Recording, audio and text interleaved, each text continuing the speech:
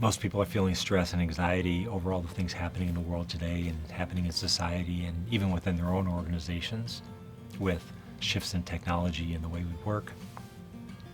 And it causes a great deal of stress on people, but it usually gets attributed to change. And it's not really change that people get stressed over, it's changing. And that may seem like semantics, but there's a difference between the two. And as a leader and as a manager of your organization, you need to know the difference and understand that there's a different way that you handle each one. You see, change is at the end of the process, and change is usually, in fact, almost all the time, really good. But the changing in between is very difficult, and that's the part you have to manage. Think about Taylor Swift today. Just named Time Magazine's Person of the Year, one of the most popular people on the planet. Men and women love her, think she's beautiful. If I show you a picture of her when she was 5, you'd say she was adorable. If I show you a picture of her when she was 11, not so much. Again, relatable for all of us. We've all been there. We've all been 11, and we know what that was like. No different than George Clooney, who was named Sexiest Man Alive twice. When I show you a picture of him when he was 5, again, you would think he's adorable. When I show you a picture of him when he was 11, not so much. And again, this is relatable to all of us, because if I asked any of you to show me a picture of you when you were 11, you wouldn't want to do it. It's the time in our life when we go through the most amount of changing.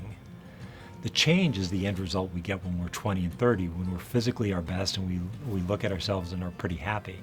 But no one wants to be 12 or 11 or 10 years old again, because of all that changing that is taking place in our bodies and our minds and emotionally and everything else. If you think about change in other ways, no one would ever give up their smartphone to go back to a rotary phone today. No one would ever give up their GPS to go back to maps. No one would ever give up Netflix to go back to Blockbuster. No one would give up their Uber app to go back to using only taxi cabs. Once we do change, we're really happy with that change. It's always better.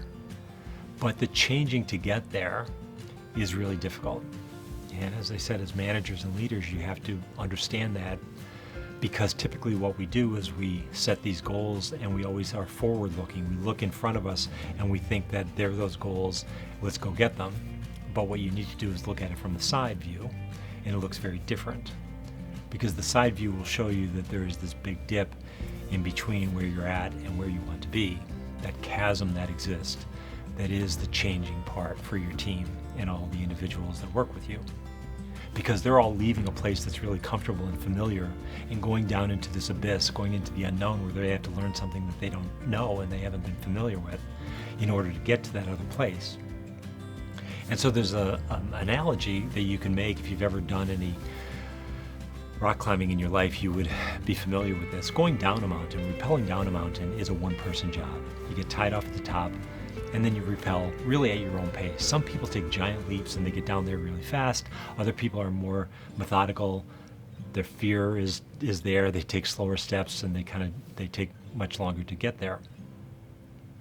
Going up a mountain is very different. That requires a team effort. There's one person that's the lead. They go up first. They tie rope off. There's a belay at the bottom that stabilizes everything, and there's people that work their way one after another up the mountain. But that's a team effort. That's a coordinated team effort to get up. But there is a part going down that people are going to go at their own pace, and you need to manage both. You can't just assume that everything is just moving forward. So just remember that change is not hard. Changing is.